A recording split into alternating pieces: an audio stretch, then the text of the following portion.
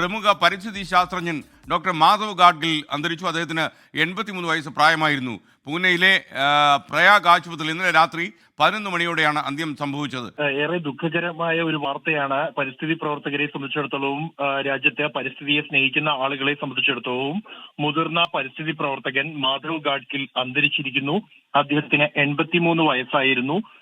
പൂനെയിൽ വെച്ചാണ് അദ്ദേഹത്തിന്റെ അന്ത്യം സംഭവിച്ചിരിക്കുന്നത്. അദ്ദേഹം ദീർഘനാളായി അസുഖബാധിതനായി ചികിത്സയിലായിരുന്നു. പ്രധാനമായും വാർദ്ധക്യ സഹജമായ അസുഖങ്ങൾ തന്നെയായിരുന്നു അദ്ദേഹത്തെ അലട്ടിയിരുന്നത്. പൂനെയിലെ പ്രയാഗ് ആശുപത്രിയിൽ ചികിത്സയിൽ ഇരിക്കെയാണ് അദ്ദേഹത്തിന്റെ അന്ത്യം സംഭവിക്കുന്നത്. അദ്ദേഹത്തിന്റെ കുടുംബം തന്നെയാണ് അദ്ദേഹത്തിന്റെ മരണവിവരം സ്ഥിരീകരിച്ചിരിക്കുന്നത്. SKN സൂചിപ്പിച്ച പോലെ തന്നെ പശ്ചിമഘട്ട മലനിരകളുടെ പരിസ്ഥിതിയെ ബാധിക്കുന്ന റിപ്പോർട്ടുമായി ബന്ധപ്പെട്ടാണ് അദ്ദേഹത്തിന്റെ പേര് ഏറെ ചർച്ച ചെയ്യപ്പെട്ടത്.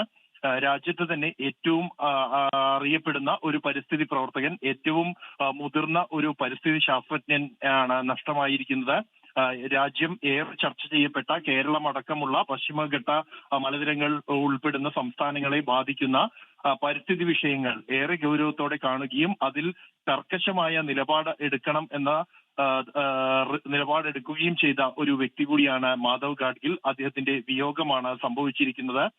ഏറെ നാളായി അദ്ദേഹം സജീവമായി മറ്റ് സന്ദർശനങ്ങളും യാത്രകളും മറ്റും ഒഴിവാക്കിയിരുന്നു രോഗബാധയെ തുടർന്ന്.